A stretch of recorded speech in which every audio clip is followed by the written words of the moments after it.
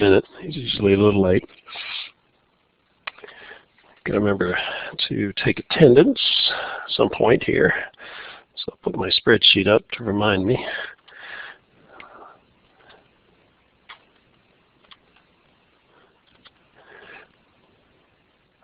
Okay. Have you posted the new video project? I just did it. So if you didn't get the email, for some reason the video that I converted from jar file to the MP4 had about 20 minutes of the video missing. So the video should be 40-some minutes long, and it was only 20-some minutes long, which I didn't realize until I kept getting these questions about, you didn't show how to do the Z-score. And I'm like, oh, I thought I did that. So. It was set up to follow the video, and I had gotten right where the video skips on my own before loading up the video. Yeah. So right when it got to the point, it was like, okay, here we go. Yeah, and then.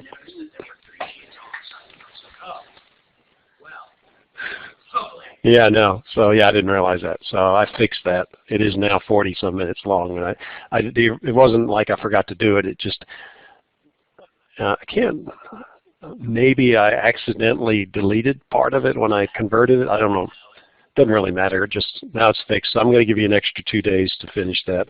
If you've completed what you've completed is still valid, so it's not like you're having to do extra work because I messed up. You just have to finish off what I had you doing. So that'll be due next Thursday instead of next Tuesday. So we are going to finish up chapter 12, and then we're going to move on to chapter 13, which is about personal finance. And I'm going to somewhat follow the book, but I'm going to cover some material that's not in the book that I feel is important for people to know. You may not think it's important now, but at some point you will think it's important. So hopefully you'll remember some of it, or at least it's like my daughter. She's, Heather, the one that just had the baby. She's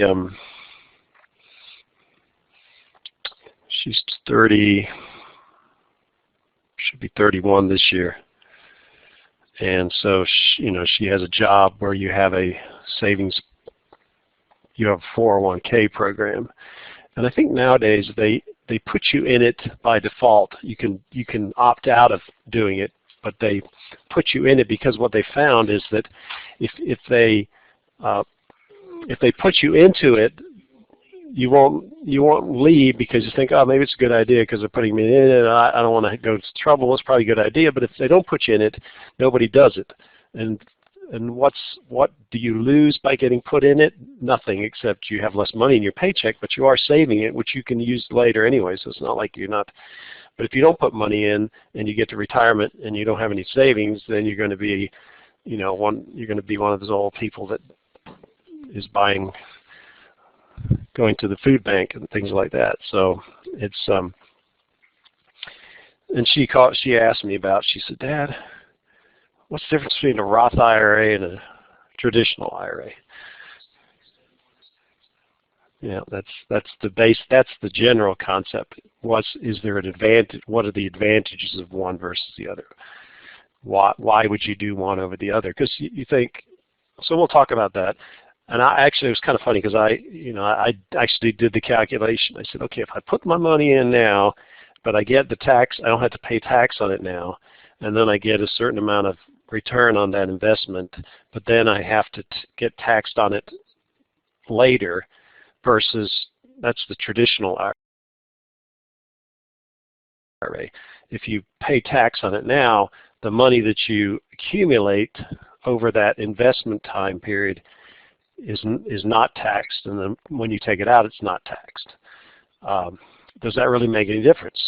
And the answer is no, if you are in the same tax bracket when you work versus when you retire. It all comes down to if you expect to be in a lower tax bracket when you retire or in a higher tax bracket. And you might think, higher tax, that means I'm making more money than when I put it in there. Is that likely or not? Well, it depends on how much money you save. If you save a lot of money, you can actually retire and get more money in retirement than you can when you're working. If you do it planned correctly, if you end up where you don't save any money and you're just getting Social Security, then you might be making a lower tax bracket. So it all depends. And it turns out that if you are in a higher tax bracket when you retire, the Roth IRA is better. If you're in a lower tax bracket when you retire, the traditional IRA is better. And if you're in the same tax bracket, it doesn't make any difference. You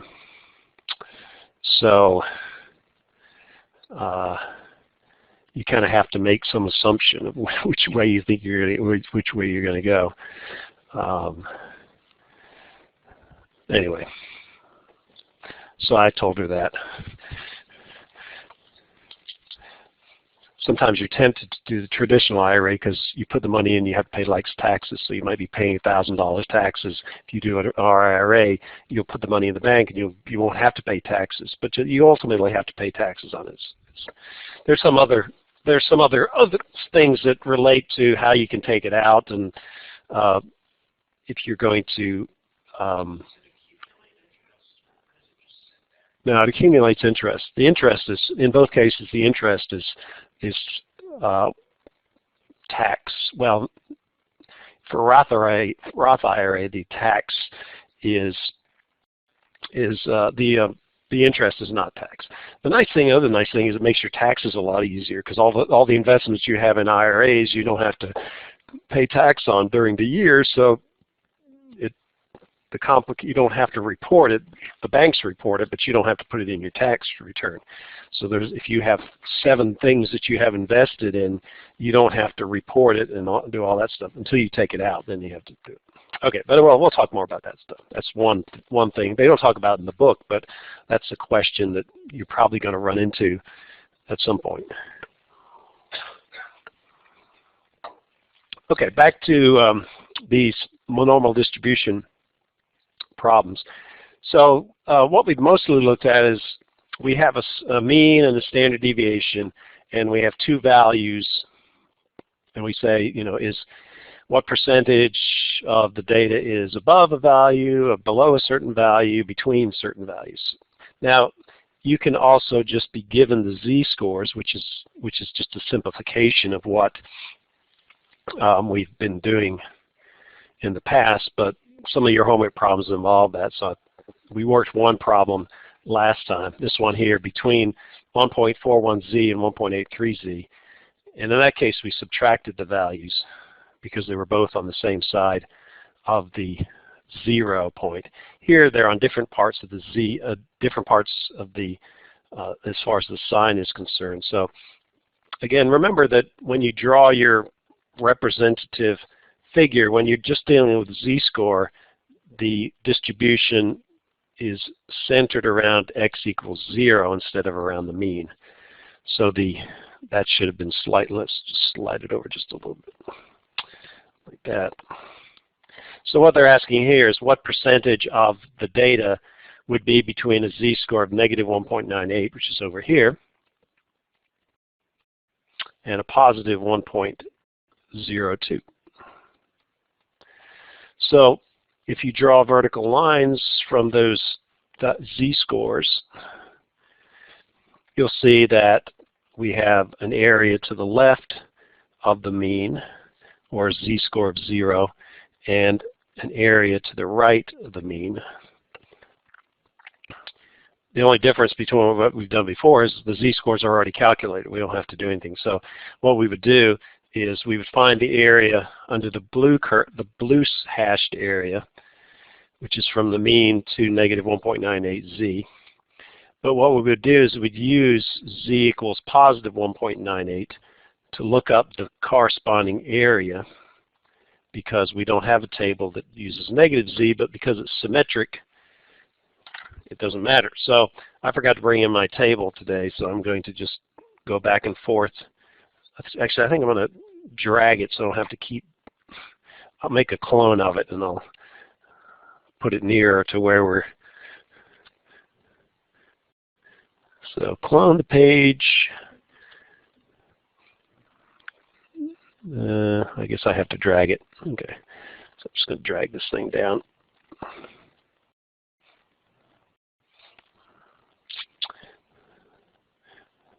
Okay, not sure if that's still going to go further.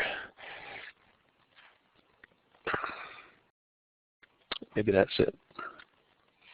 Nope. Still further. I only have to do this one time, so how about that one? There we go. Okay, so now we have the table. So we look down on our table. If you have it, go ahead and pull it out so you can make sure you know how to do this. So we look for a column that has Z of 1.98, which would be this column right here. We scroll down. We see 1.98. The corresponding area is 0.476.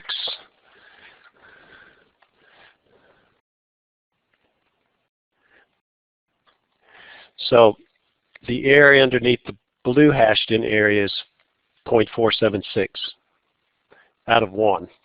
And then we would use the second z-score, which is positive already, so we don't have to make it positive. You would then look up the area associated with the z of 1.02. So we'll look over here. 1.02 looks like it's down near the bottom of the second bunch. So it's right there. We get 0.346. And so the total area, so to give us the total percent of data that is between a z-score of negative 1.98 and positive 1.02, we add the two parts together. And we get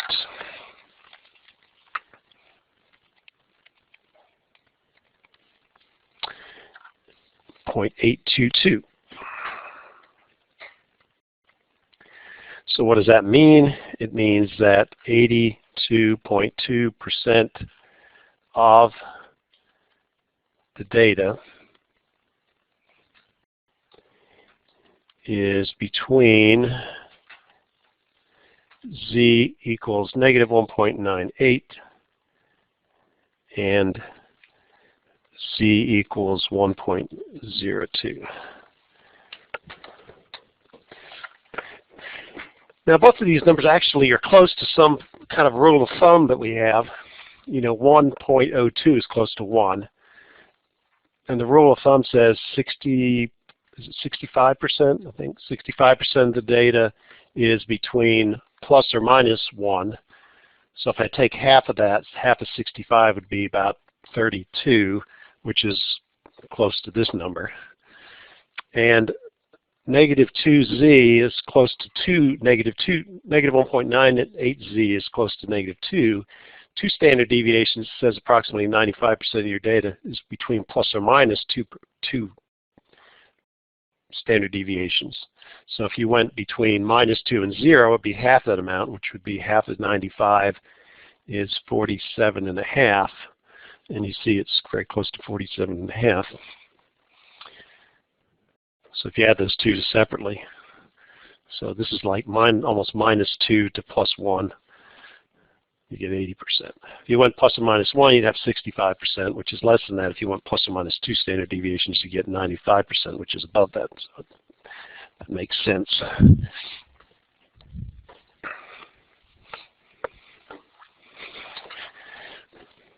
So last night, I was watching the new, I'm in this brass group. I'm playing my trumpet for the first time in 40, well, I've played it a few times just until my wife comes home and then she says, don't play that thing anymore. She still says that, but I just go home a little early and practice while she's not there. So anyway, after I got back from band practice last night, so it's a brass band. I was watching the news. So I had first, it was on MSNBC, you know, mainstream media, and fake news. And then I turned it on. I turned it on Fox News for a while, and they were both talking. That's right. So I listened to, and it was Sean Hannity, which on Fox News, and they were talking about the same thing, and I'm thinking, are these people on the same planet? You know, I'm sure that it was just crazy the difference in this. It was about the claim about wiretapping. So what's that? Spygate, yeah. Oh, is that Belichick? Yeah. So it was interesting. I mean, Handy says he's not a news person. He's a whatever, you know. But yeah, it was mind blowing. I'm just like, this is the same thing, and the spin on either side was just crazy. What happened? Just so you know, what happened was the head of the House Intelligence Committee heard from somebody, unnamed sources, that some of Trump's transition, or some Trump's team was inadvertently caught in a surveillance. So they weren't surveilling them, they were surveilling foreign entities, and they had somehow either names were mentioned or they were part of the conversation. And normally what they do if an American citizen is on that call, they will, when they have the transcripts, they'll mark the person's name out. They'll leave them unidentified. What this guy said was, even though the name was left off, because of the context of the conversation, you could figure out who it was. So it wasn't really, it's like somebody calling into a news station says, I'd like to be anonymous, but you know, they sound like Donald Trump or something. You know, somebody has a recognizable voice. And so, you know, they were not entirely anonymous. And so this guy thought that was bad because you could figure out who this person was.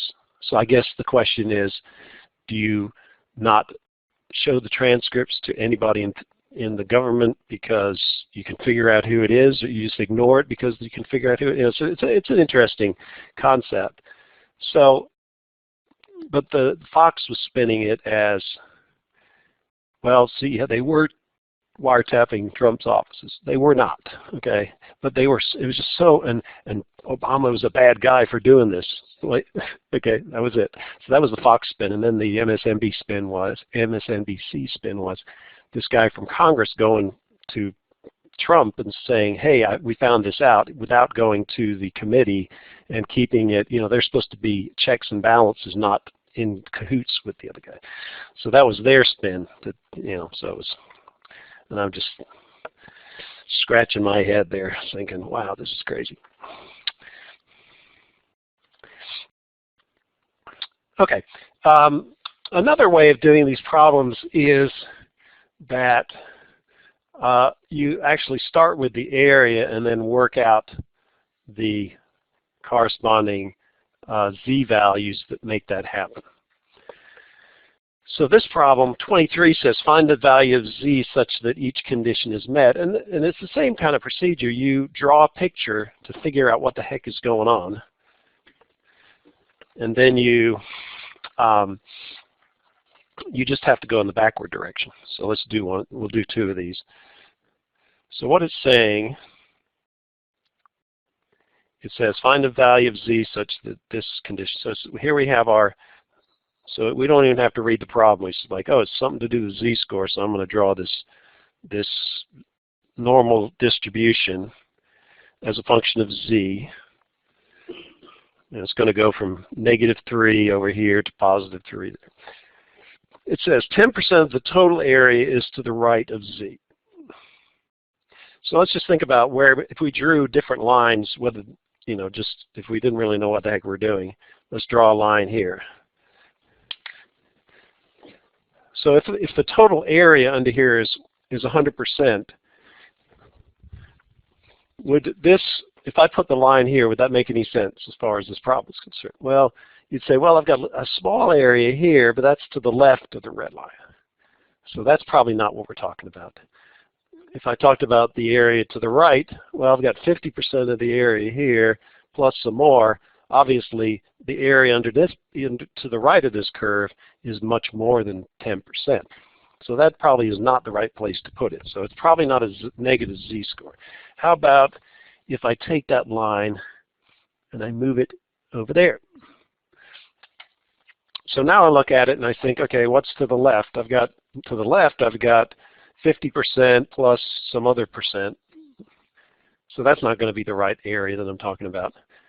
So if I go to the right of this, I've got this little bit. And that looks reasonable because this is 10%, 10% is 1/10. So this looks at some fraction, small fraction of the whole. So that looks like the right scenario, which it is.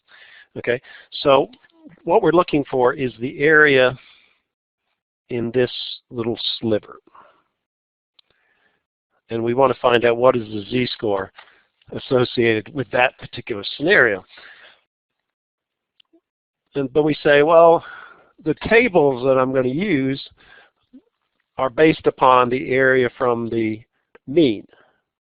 This is not from the mean, so how do I get this part using information from the mean? Well, I say, well, half of the area is 0.5, and if I take this area, which is less than 0.5, and I subtract it from 0.5, that'll give me the little bit that's left over.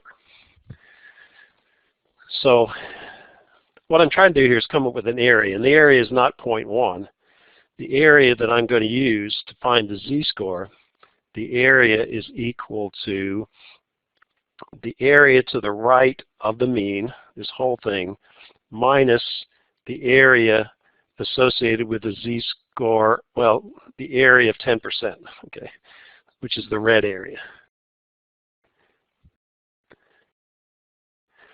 So I'm going to take 0.5, subtract 0.1. The area that I'm going to use for my table the backward way is 0.4, 0.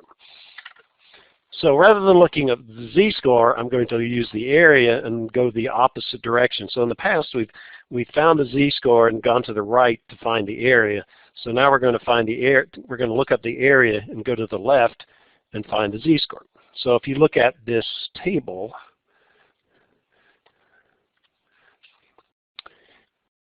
we're going to go down the column till we find an area of 0.4, and there it is. So we go to the left, find the z-score. The z-score is 1.28. Okay, so it's just backwards. So using the table,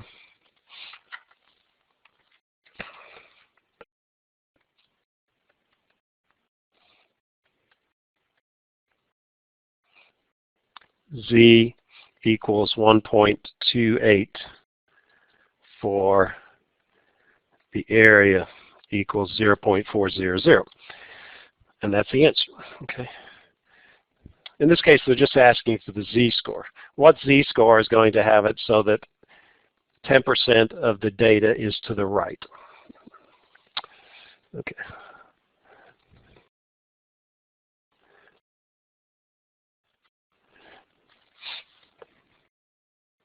How about 4% to the left? So here we had our area on this side because we were looking for a small area to the right. Consequently, let me just take this and clone it.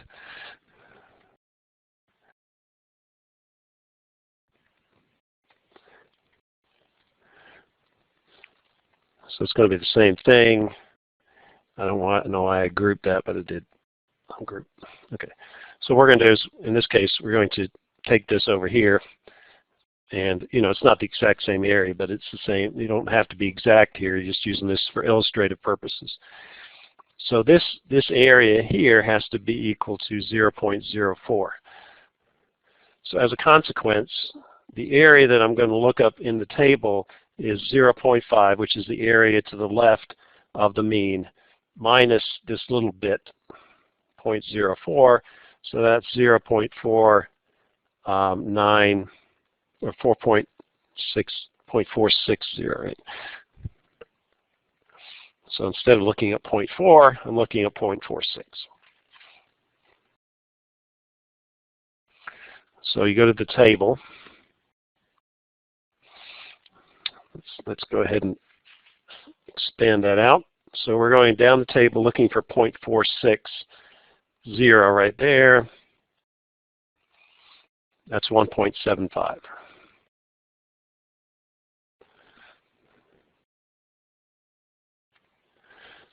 So the Z for an area equal to 0.46 is 1.75. So is that the right answer?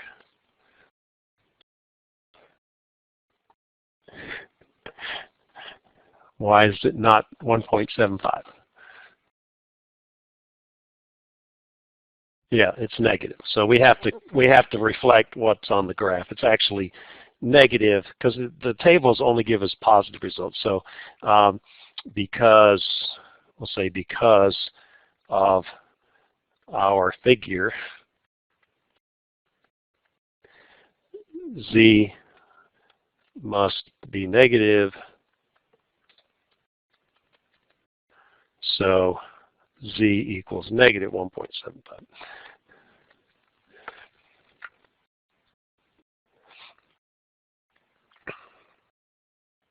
So actually, we're going to go back and do a problem that we did the other day, our cereal box thing here.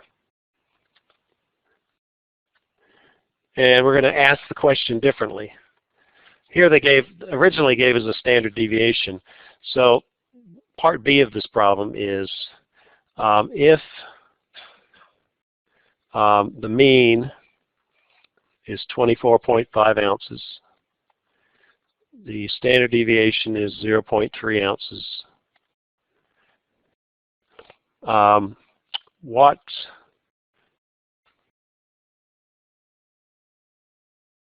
Actually, let's not do that. We're going to figure out what the mean has to be.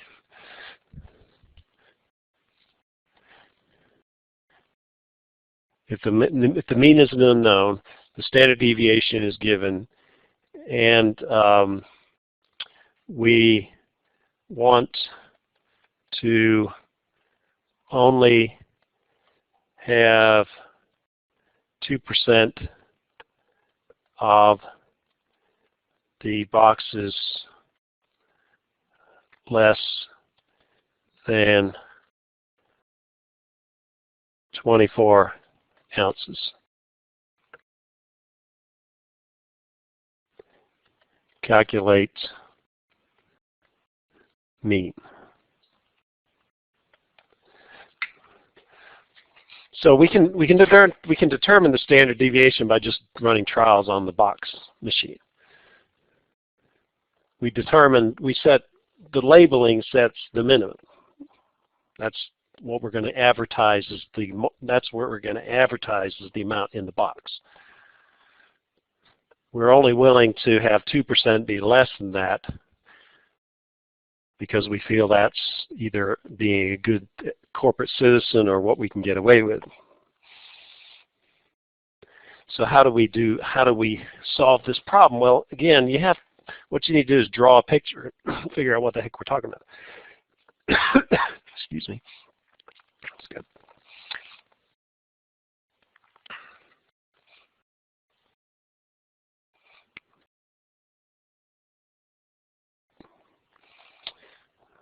So actually, we're dealing with numbers here instead of z-scores. So back this thing up. So here's my distribution. This is my mean, which I'm trying to figure out. This is the x value. This is equal to 24 ounces. And I only want 2% to have less than 24 ounces. So how do I solve this problem? Well, let's think about it. Can I find a z-score associated with what I know so far? Because for the z-score, you don't need to know the mean or the standard deviation. You just have to use the tables. So what we'll do is we'll say the black area is 0.02. Then we have our area that's between the mean and that particular thing. So therefore, the red area in this case, sorry, you probably don't have colored pencils, is what? Not 98. We're going for the mean, 0.48. Okay, so the red area is 0.48. So with that red area, we can find the z-score. Find z-score that will give us that. So we use that. We go back to our table again, which is way back here. Where'd it go? There we go. Okay, so we go for an area of 0.48, and we actually have two numbers, 2.05 and 2.06. So let's use 2.045. Okay, so taking the average of those two, 2.045.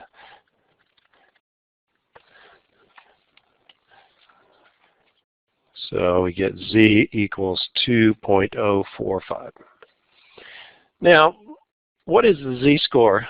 Z-score is x minus x bar divided by the standard deviation. So the only way we can use this equation to solve for something is if we know 3 out of the 4 things. In the past, what we've done is we've usually had the mean, the value, and the standard deviation. But let's look at what we know. Do we know the z-score?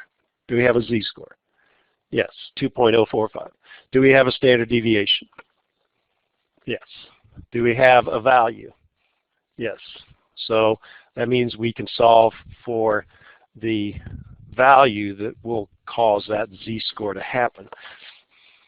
So one way would be just to plug the numbers in. So let's just do that and then do the algebra. So you get 2.045 is equal to, x is equal to 24. We're trying to figure out what the mean has to be for that to happen. We divide by the standard deviation, which is 0.3. Okay. So we're going to multiply both sides by 0.3. So we're going to do that.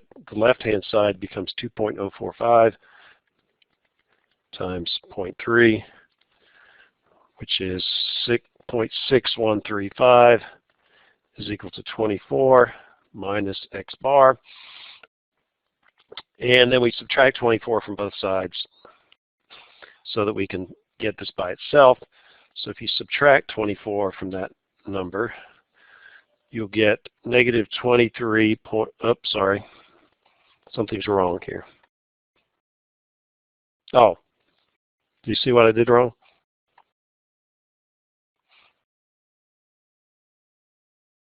That's the z-score out of the book. The z-score that we have to use is negative, okay, because it's down here. So that's negative, that number. So when you subtract 24 from negative 0.3, so it's negative 0.6135 minus 24, you get negative 24.6135 is equal to negative x bar, or the mean has to be 24.6135. Obviously, we're not going to be able to do it to that exactly, but and the reason I knew I messed up, you know, how do you know you mess up? That's part of being a good math person, is you make mistakes and then you recognize mistakes. Trump must not be good at math because he can't admit mistakes. So the what happened was when I had a positive number and I subtracted 24, I got 23. And then you can't have the mean less than the average or the minimum, or that doesn't make any sense. So that's why I said, oh, I did something wrong. So then oh yeah, okay, I forgot to put the negative sign there.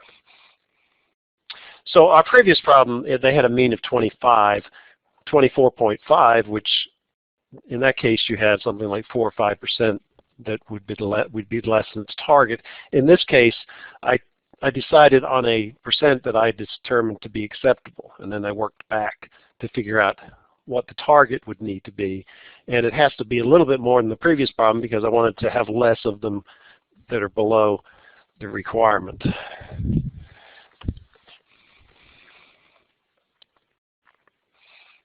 So that's my business decision for the day.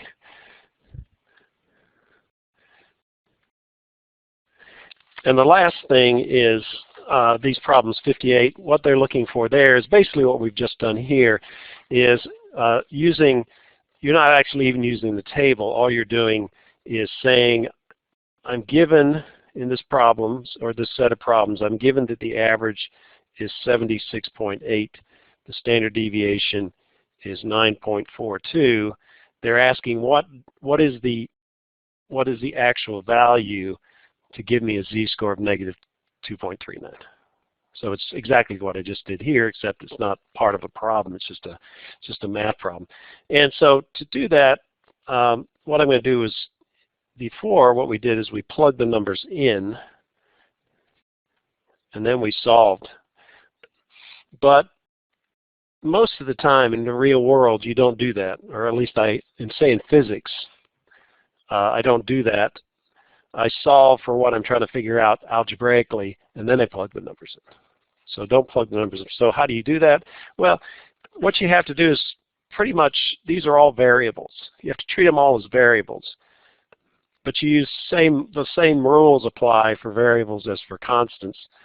So what I would do is I multiply both sides by s. So I'd get s times z is equal to x minus x bar.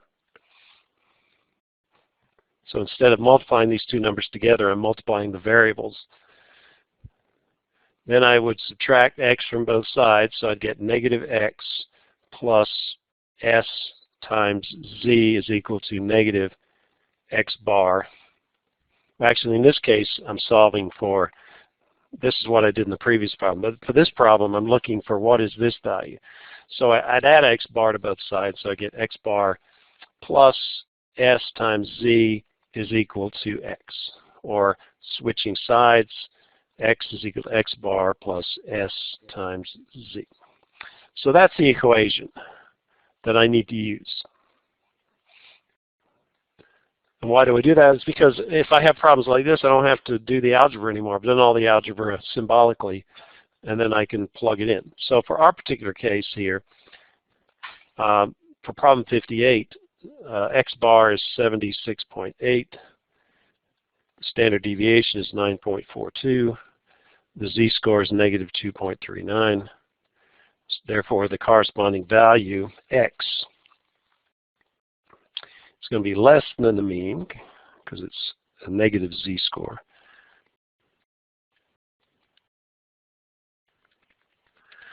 And I get 54.3. So that is this is round to the nearest tenth. Find the data values corresponding to the z-score. So now if I took this value with this standard deviation and this mean, I would get a z-score of negative 2.39. So once I have this equation, and I get another problem, which I'm going to change to, say, 1.25, what is the corresponding value that gives me a z of 1.25? All I have to do is use this equation now. The value is the mean, 76.8, plus the standard deviation times the z-score. And then everybody can do that calculation. 76.8 plus 9.42 times 1.25. And so the value would be 88.6. So that's how those problems work. It's not really using the area underneath the curve. It's just showing if you had the area and found the z-score, what would be the corresponding value associated with that? Which is what we did in a previous problem, but we plugged the numbers in and then we solved for it. In this case, I'm solving for it and then plugging the numbers in. Okay, so that's the last part. One last bit. This is apparently from a few years ago. I found this Results listed by average IQ. This was the 2004 election. So we had President-elect John, the president they were voting for, John Kerry was one person, George Bush was the other one. And then they listed it in terms of the average IQ for the population of that state. And so Virginia had, back then, had an IQ of 100, which is average. You got these northeast states up there. I put them on one sheet so you can see them. So we're average as far as IQ is concerned.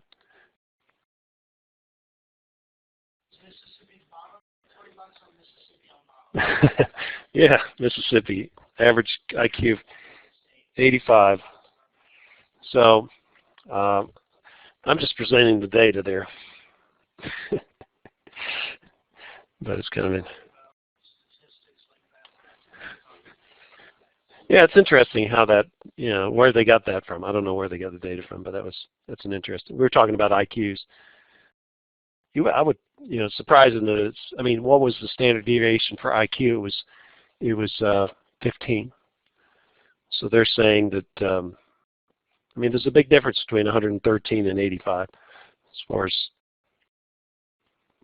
Mississippi, though, is like, it's crazy they're not more of an outlier than that. Their education system is Yeah.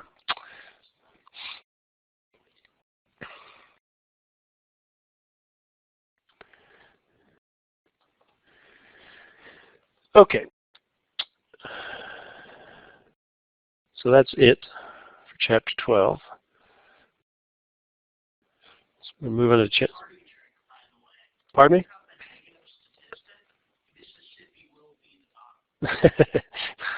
So any statistic that's negative.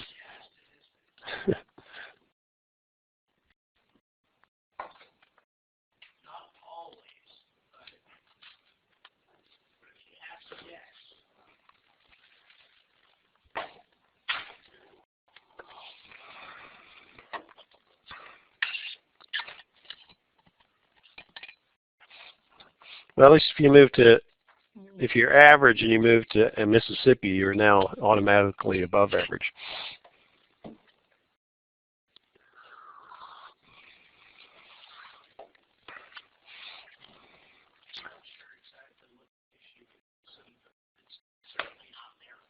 Yeah.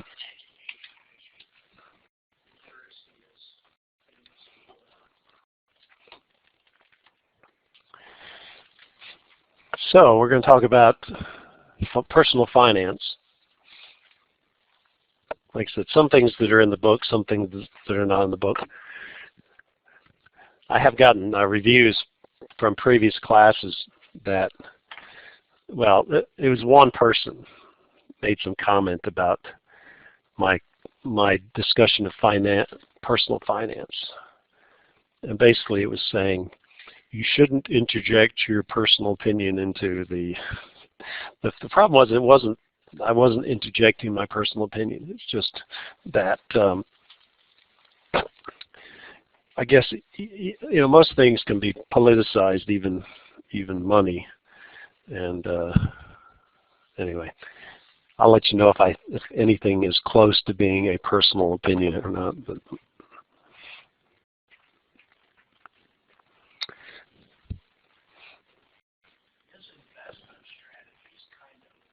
yeah, it is to some extent. Yeah, depending upon.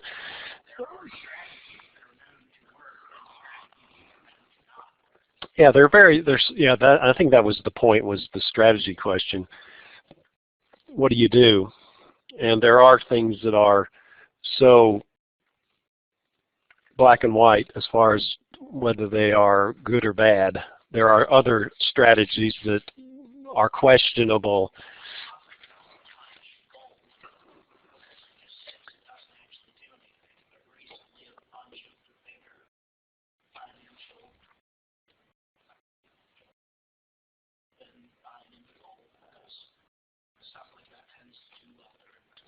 Yeah. Mm-hmm. Yeah. That would be a personal opinion. Okay, I think. diversifying your stock holdings, that is not a political. That's probably about as much as I got as far as personal opinion is concerned. Okay, so we're going to talk about saving money, buying things as far as on loans, what different options you have for investing your money, and what the advantages and disadvantages of those are. Because the alternative to saving money, besides spending money, is just to put it in an envelope and stick it underneath your mattress and come back later and hope it's still there, or burying it or whatever, or just sticking it in a checking account and not getting any interest on it. And ultimately what happens is that the amount that you can buy with that money when you take it out years later is less because of inflation. So to be able to, even to just counteract inflation, you've got to do something with it. But the different things that you can do with it carry different risks associated with it, and also different fluctuations in the value with time. So typically the more you get for lending your money to somebody for whatever reason, the ones that give you more return over the long term tend to be more variable in the short term. So we'll talk about those kinds of things. But the first thing we're going to talk about is just the time value of money. This is the simplest. Whether you're investing in CD, certificates of deposit, which are safe but not very rewarding, or you're investing in the stock market in shares of Snap Incorporated, those have different returns, but the value of that return over time is the same concept. So I'm just going to use a simple example about putting some money in a bank account, which is probably the easiest one to understand. So let's just talk about this. So let's say I deposit $1,000 in a CD, which is called a certificate of deposit.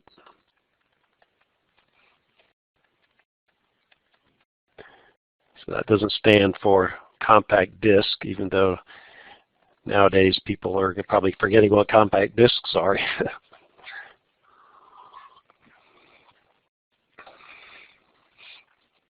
By the way, do you know how so this is relating to back in the old days when you had an artist, a musical artist, and you ranked them. There was a chart, the Billboard top chart, and back then when you had no streaming and you just had albums, or you had 45s, or you played it on the radio, determining the popularity of a song, you would have physical things to measure. Okay, so if you sold 1 million albums and this person sold 100,000 albums, of course the 1 million album would be considered more popular. Nowadays, a lot of music is listened through streaming, and how do you quantify a stream versus a purchase? Yeah, so, and it's surprising how little the artists get per stream, Yeah, yeah. Yeah, that's true. That's where artists get their money these days, is touring, not through the actual selling records. You can't be a studio artist very much anymore. You've got, So I forget the number. It's like 1,000 streams equals 1 sale. So you think about buying a CD. Are you going to listen to it 1,000 times? The song 1,000 times? It seems like they're underselling the streaming. I would think the number of listens would be something that would. Anyway, that's an interesting. Yeah, do people listen to it, or they just, Anyway, it's interesting, the whole concept of music, making money in music. Anyway, we're making money here by putting them into a certificate of deposit at an interest rate of 5% for 5 years. And we're going to compound yearly. How much money do I have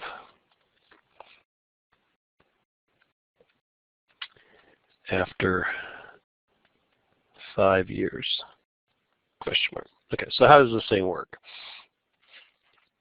So here's the start. Okay, if I put $1,000 in to start with, I have $1,000. Okay, I don't get anything. I'm not getting signing bonus or anything like that. Even though theoretically they might give you to encourage you and to entice you. It's like a bonus on your car, cash back on your car. So you can get a cash back, which is a reward for buying it. So but in this case, we're not getting any benefit from putting it in there. So the first time something happens is after 1 year. So after 1 year, what they do, and that's after 1 year because we're compounding yearly, you get a reward for having that money in the bank. So they can use your money to make loans for cars and stuff like that. So after 1 year, you have some reward for that, which is called the interest. And the interest, the yearly interest, is going to be the principal times the interest rate. And it's the interest rate in percent, in decimal form.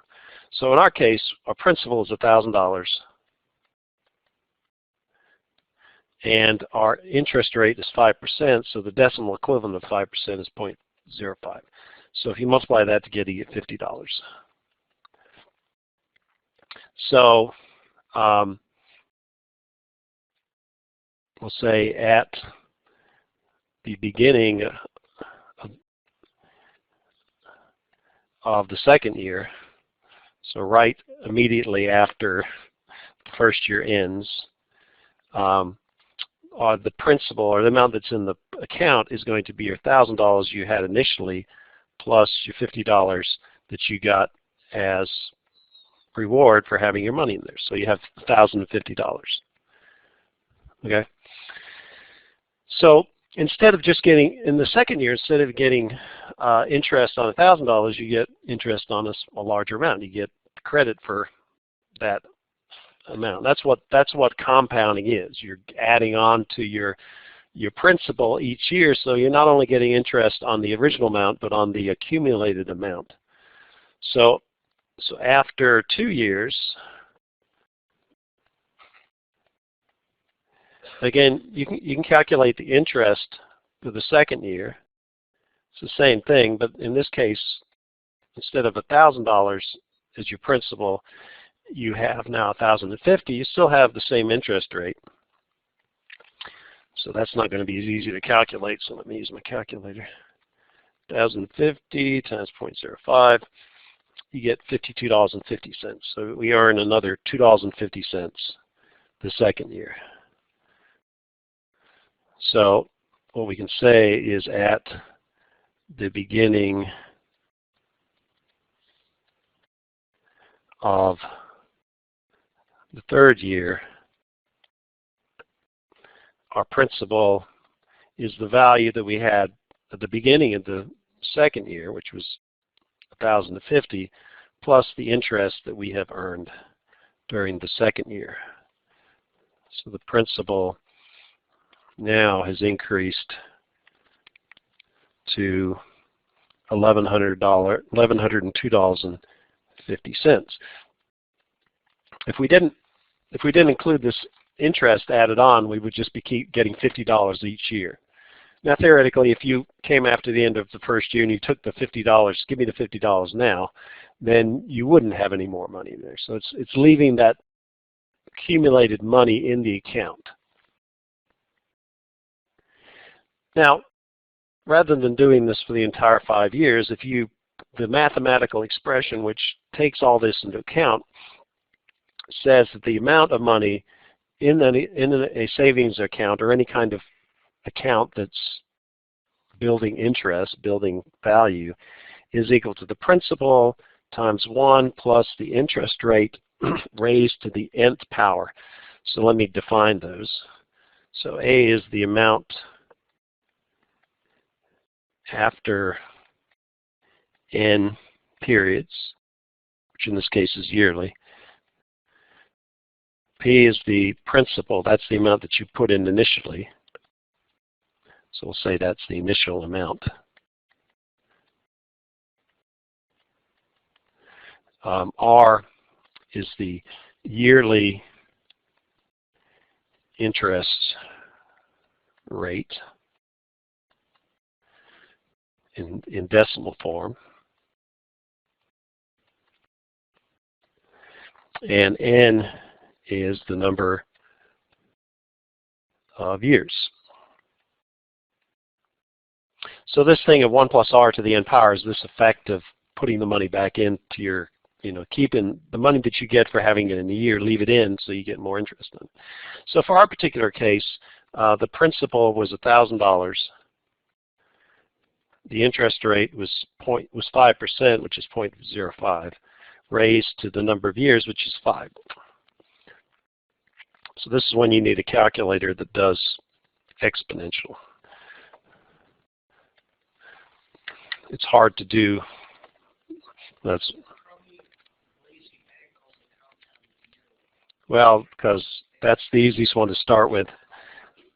Yeah, that's right.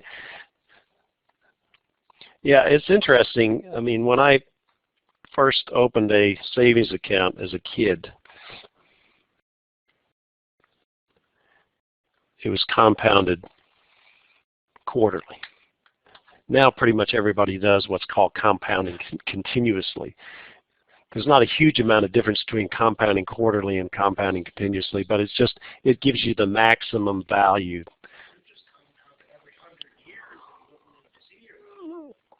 Yeah, you wouldn't want to do that.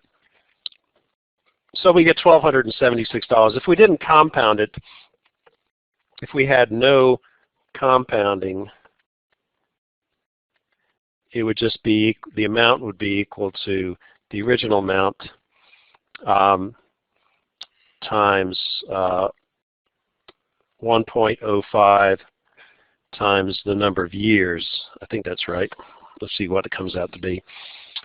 So you get 1,000 times 1.05 times 5. Oh, no, that's not right. What it is it's going to be equal to 1,000 plus the original amount times this times the interest rate times 5 years. Okay, so let's see what that comes out. I think it comes out to $1,250. 1,000 plus 1,000 times 0.05 times 5, $1,250. Okay, so that would be without compounding it. And your first thing is like, well, that doesn't make a whole lot of difference, right? You get $250 here, you get $276.28 there. It's more. It's not hugely more. Okay. Now, so it doesn't. I mean, the time value of money there, you are getting the compounding. Like I said, helps some. The most important thing is that you are getting that interest every year. But let's look at another example. Let's say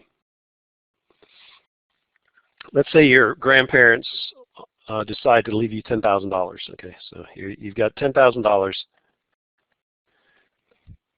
and you're 20 years old. And you think, instead of buying a new car, I'm going to put that into the stock market.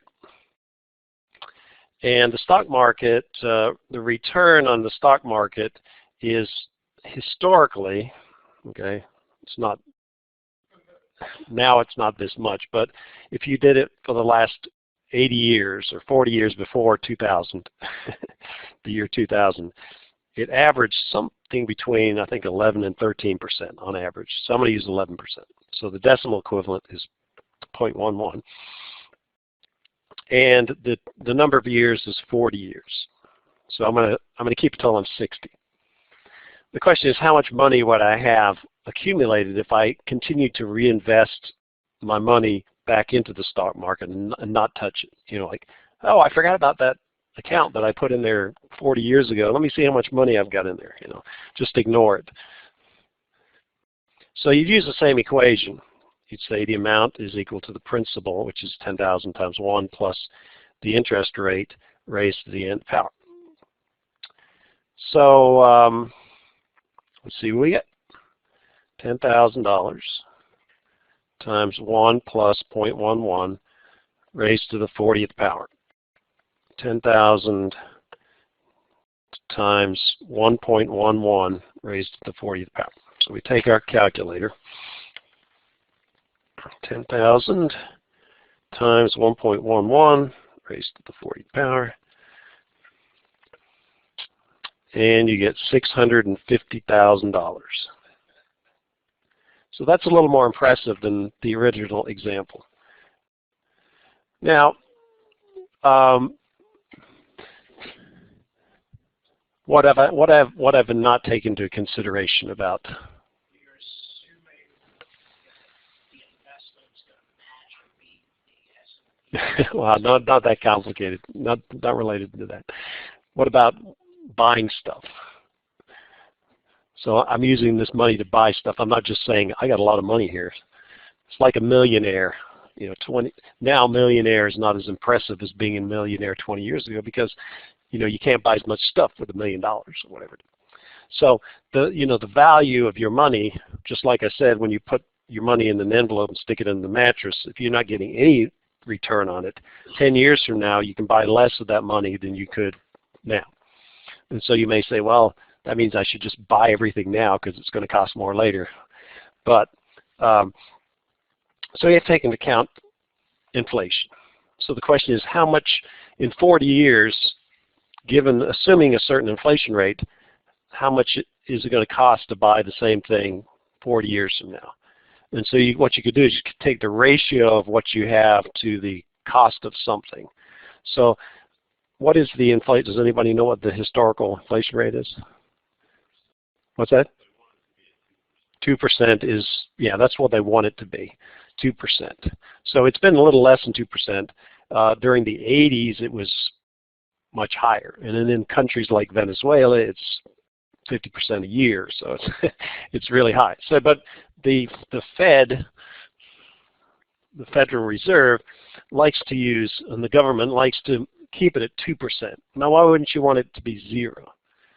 Well, because if it's 0, then it usually means the economy is not growing. So you like 2%, so the economy is growing, but it's not so high that the value of your investments or your savings is dissipated through the years. So that's a good answer, 2%. So what you would do is to look at how much more stuff costs. You do the same thing, but you would use 0.02 instead of 0.11. So we'll say something costs $10,000 now.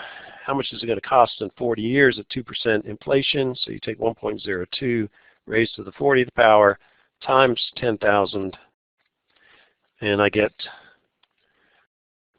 20,100 approximately. So it's going to cost about twice as much. But if I take the ratio of what I have, 650,000 divided by 2,100,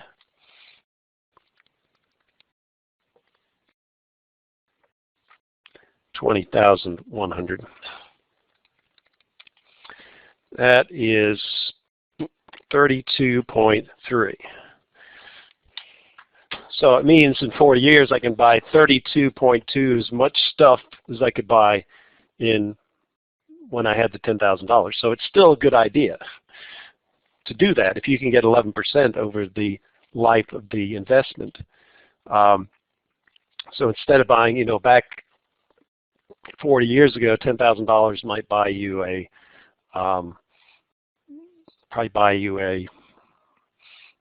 couple of cars maybe, whereas here you can buy 32 times as many cars, or you can buy 32 more expensive. So it's more impressive when you do it over a longer period of time. The key thing here is the difference between these two numbers, the return on your investment and the inflation rate. So the higher the inflation rate, the bigger this number is. 20,000 is going to be larger, so you're going to buy less. Your money in the future is going to buy less stuff for the same amount of money, or you're going to cost more to buy the same stuff. And if your returns are low, then you're not going to have as much money. So you try to get that number as far apart as possible. You don't have much control over the inflation rate. You have no control over the inflation rate, but your government might have that control. The only control you have is deciding where you put your money, and also hoping that the economy is strong enough so that this is a reasonable amount. Everybody worries about that. Every generation is like, we might not perform. Yeah, they do. And that's Yeah, you kind of have to do it, because if you don't do it, it's the paradox of what is it? I forget who's the guy who did this, but it basically says, do you believe in God or you do not believe in God? Okay, so is it Pascal? Yeah. So what the concept here is that if you don't believe in God and there is no God and you die, then the result is you just nothing. Okay. If you don't believe in God and there is a God and you go to hell because of it, you're going to be in trouble. Okay, so the other person is somebody who believes in God. If there is no God, then you die and nothing happens. And if you believe and there is a God and you go to heaven, then you get a reward. So it's kind of the same thing. So it's kind of the same thing with the stock market, is that you cannot believe in it or you don't think it's going to work. But the alternative, which is putting it in a CD, means you're not going to ever have enough money to retire. So you almost have to believe in it to some extent and hope that it's going to work. Because if it doesn't work, you're screwed either way. Yeah. So, yeah, you don't want to put all your money. You don't want to, but you got to. Yeah. So that's what people don't understand, is and I didn't understand that when I was younger. I tried to be too conservative, and I mean I'm still okay, but I could have made a lot more. For example, here's my last little story. When I left, I worked for General Electric for 2 years. When I left, I found out I got 2 shares of stock for being there 2 years. I didn't expect it. It's still in GE stock. I just have left it alone. So back when I got the stock, it was worth, I think, $100 a share. So I had $200. This was in 1982. And I've just left it in there. It's grown. It's actually gone up and then gone back down again. But even gone back down again, that $200 now is worth $5,000. Okay. So if I thought back, if you take the ratio, if I had bought $10,000 worth of GE stock when I left, which I don't know if I had $10,000 to spend, but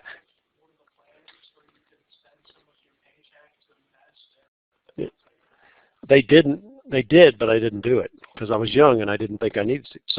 So if you take the ratio of what actually I got free to what it's worth right now, and if I took that and I multiply it by $10,000, which was, it was probably about a third of my paycheck for the year at that time, which is still pretty good. If I had invested that $10,000, it would be worth $250,000 now, which would be that's 25 times the original amount, which is pretty darn good. But I didn't do it. I was lucky that, I mean, it's worth $5,000 now, which is, it's not, I can't retire in $5,000, but it's still a nice chunk of change that I didn't expect to have. So anyway, that's my little example of how the stock market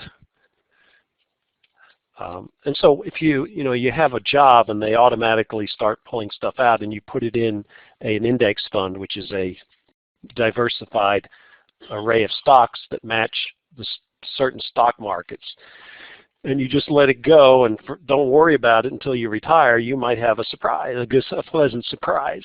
But if you don't do it, there's no chance that you're going to have a pleasant surprise. So anyway, I'll keep telling you that kind of thing. So that's it for today.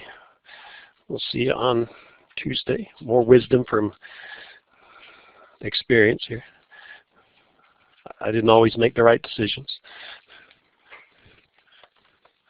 You know what Warren Buffett's best investment was? I have no idea. Pinball machine. Oh, really? Okay.